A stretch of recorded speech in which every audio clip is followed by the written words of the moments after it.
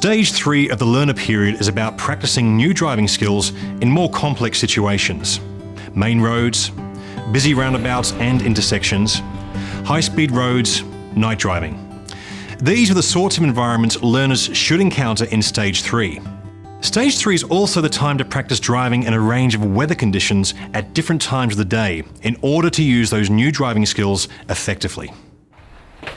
Well, Lou started driving to her violin classes twice a week, and on the way home the sun has gone down, so that gives her an opportunity to drive at night. You'll be driving on busier roads in Stage 3. It's a bit scary at first. Whole family went to visit my sister in the city, down the Calder Highway, onto the Western Ring Road, merging lanes, passengers in the car for the first time. That was an experience. Come on, it was all right. Yeah, he handled it well. Oh, more stressful, I reckon.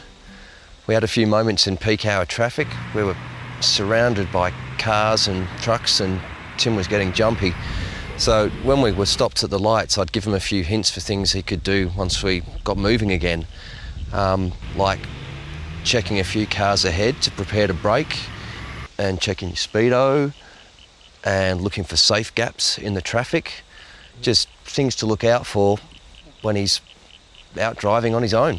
It was definitely more challenging and difficult for me. I remember my first time driving around in that massive roundabout in the city because there were so many signs, so many exits, so many trams, everything together. Yeah, that's right. I just got so confused. That's right. I had to, well, she was very hesitant and I had to keep her calm and encourage her to take the turn. Well, they'll face new situations. The first time he did a long drive at night, he went pretty quiet. Just concentrating, I guess. The fun part about this stage was helping to plan my own trips. I thought, let's go shopping. Many learners use professional driving instructors as part of their 120 hours of practice. An instructor can help with specific skills and advice as to when it's okay to move into busier traffic or onto freeways and rural roads. Towards the end of Stage 3, Tim started to get a bit ahead of himself. He thought he knew it all. He was getting too close to other cars in traffic. I had to tell him to leave some more space in front. I didn't want him getting into bad habits. We had a scare. A guy in front slammed on his brakes and we nearly hit the back of him. It was a bit of a shock, but gave Tim a good lesson. That was to see how things were in reality, in the real world. It wasn't just taking my word for it.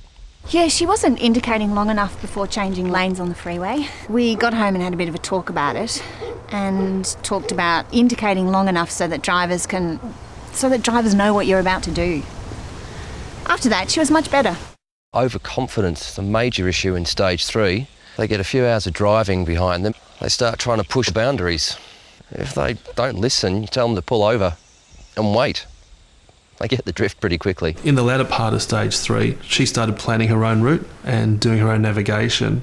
And so my role became more that of a mentor. But he still kept trying to give me orders.